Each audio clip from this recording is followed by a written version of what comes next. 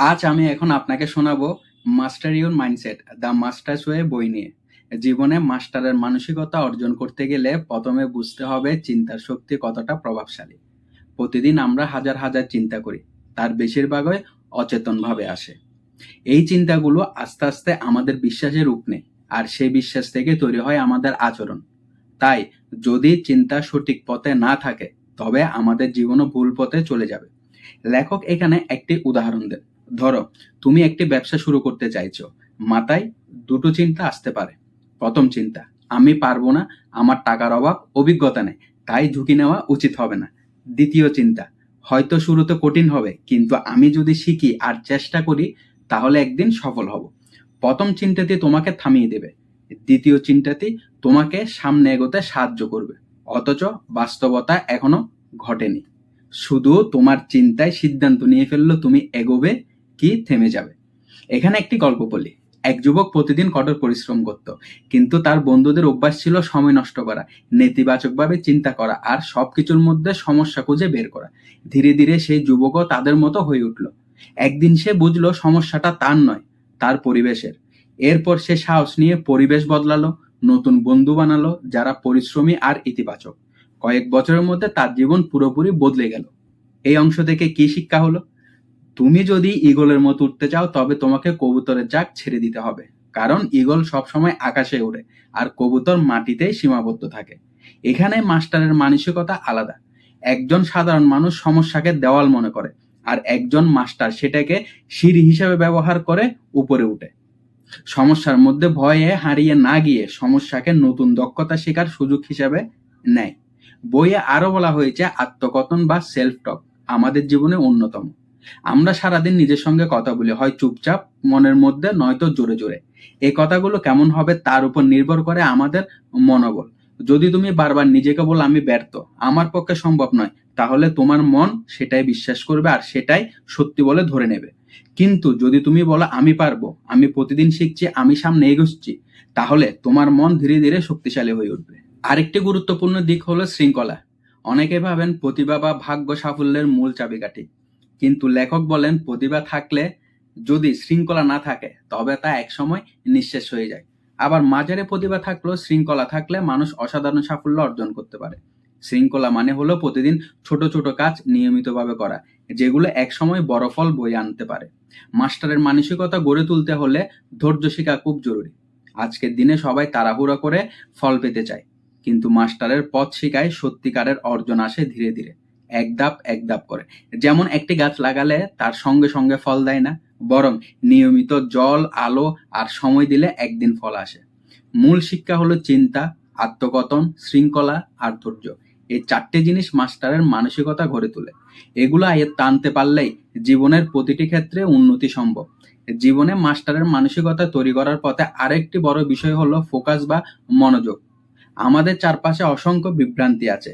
Social media, mobile notification, অন্যের সমালোচনা, পুরনো ব্যর্থতা স্মৃতি ইত্যাদি। এগুলো আমাদের মনকে ছিন্নভিন্ন করে ফেলে। একজন সাধারণ মানুষ এই বিভ্রান্তির জালে আটকে যায়, কিন্তু একজন মাস্টার জানে কোথায় তার মনোযোগ দেওয়া উচিত।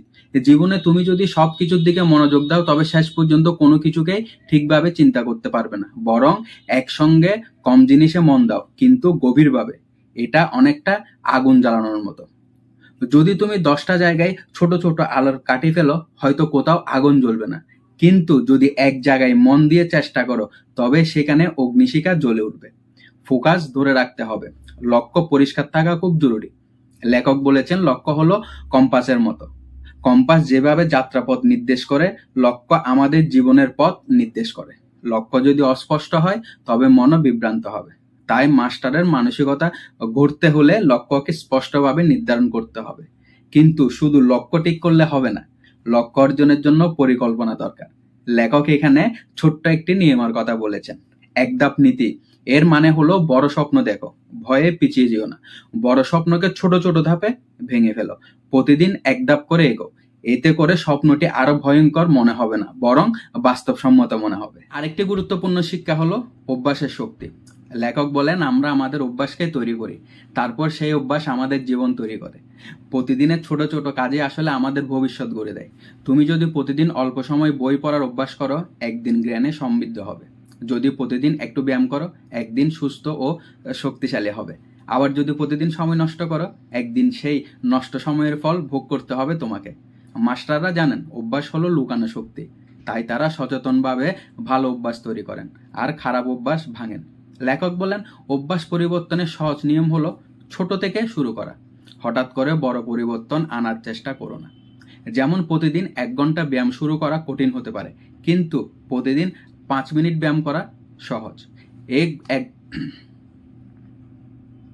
একবার অভ্যাস তৈরি হয়ে গেলে তা ধীরে ধীরে বড় করা সম্ভব। এছাড়া বইতে বলা হয়েছে সময় ব্যবস্থাপনার গুরুত্ব। সময় হলো একমাত্র সম্পদ, যা একবার চলে গেলে আর ফিরে আসে না। মাস্টারের মানসিকতা হলো সময়কে শ্রদ্ধা করা আর অপ্রয়োজনীয় কাজে সময় নষ্ট না করে গুরুত্বপূর্ণ কাজগুলো আগে শেষ করা।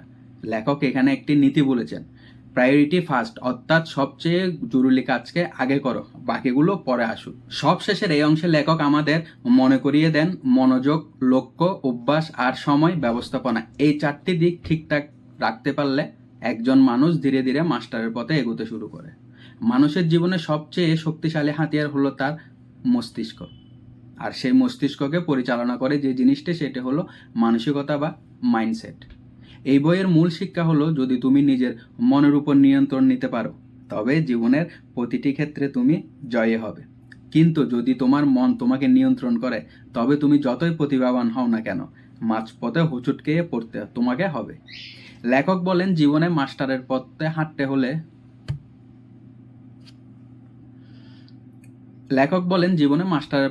হলে প্রথমে বুঝতে হবে আমাদের জীবন বাইরের পরিবেশের নয়, বরং আমাদের ভিতরের দৃষ্টিভঙ্গি দ্বারা গঠিত।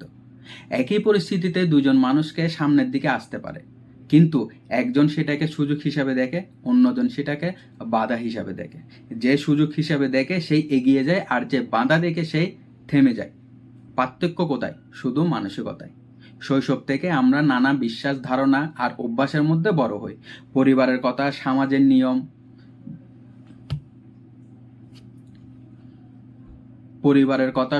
নিয়ম, ব্যর্থতার অভিজ্ঞতা সব মিলিয়ে আমাদের মাথায় এক ধরনের মানসিক প্রোগ্রাম তৈরি হয়।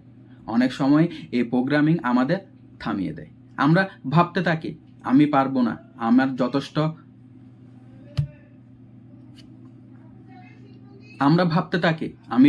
আমি যথেষ্ট ভালো নয়।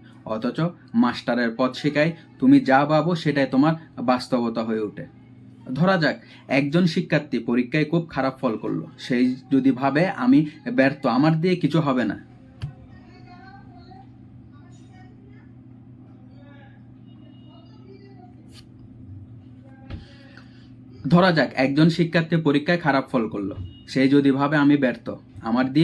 না, তাহলে তার আত্মবিশ্বাস ভেঙে যাবে। কিন্তু একই অভিজ্ঞতা অন্য কেউ ব্যবহার করতে পারে শেখার জন্য। সে ভাবতে পারে, এবার আমি হেরে গেছি, কিন্তু এটা থেকে আমি বুঝতে পারলাম কোথায় দুর্বলতা আছে, পরের বার আমি আরো ভালোভাবে প্রস্তুতি নেব। এই দ্বিতীয় মানসিকতা হলো মাস্টারের মানসিকতা। এই বইতে লেখক বারবার বলেছেন, নেতিবাচক চিন্তাকে দূরে সরিয়ে দিতে হবে, কারণ চিন্তাই হলো বীজ। তুমি যদি মাথায় নেতিবাচক চিন্তার বীজ বপন করো, তবে তার ফল হবে ব্যর্থতা, ভয় আর অস্থিরতা। কিন্তু যদি ইতিবাচক চিন্তার বীজ বপন করো, তবে ফল হবে আত্মবিশ্বাস, শান্তি আর সাফল্য। মাস্টারের পথের আরেকটি বড় শিক্ষা হলো কৃতজ্ঞতা। যখন আমরা যা নেই সেটা নিয়ে হাহাকার করি, তখন আমাদের মন দুর্বল হয়ে যায়। কিন্তু যখন আমরা যা আছে তার জন্য কৃতজ্ঞ থাকি, তখন আমাদের মন শক্তিশালী হয়। কৃতজ্ঞতা হলো এক ধরনের আলো, যা অন্ধকার চিন্তাকে দূরে সরিয়ে দেয়। লেখক আমাদের বোঝাতে চান, মাস্টার হওয়ার পথ শুরু হয় ভিতর থেকে। বাইরের দুনিয়া তুমি বদলাতে পারবে না, কিন্তু ভিতরের মানসিকতা বদলানো একেবারেই সম্ভব, আর সেটাই হলো সত্যিকারের নিয়ন্ত্রণ। তো বন্ধুরা, আজকের এই ভিডিওটা তোমাদের কেমন লাগলো? এই ভিডিওটা যদি তোমাদের ভালো লাগে, তাহলে একটি লাইক আর একটি কমেন্ট করে শেয়ার করে দিও। আর এই চ্যানেলে যদি এই ভিডিওটা নতুন দেখে থাকো, অবশ্যই চ্যানেলটিকে একটি সাবস্ক্রাইব করে দিও। তো ভালো থাকবে, সুস্থ থাকবে, দেখা হচ্ছে পরের ভিডিওতে।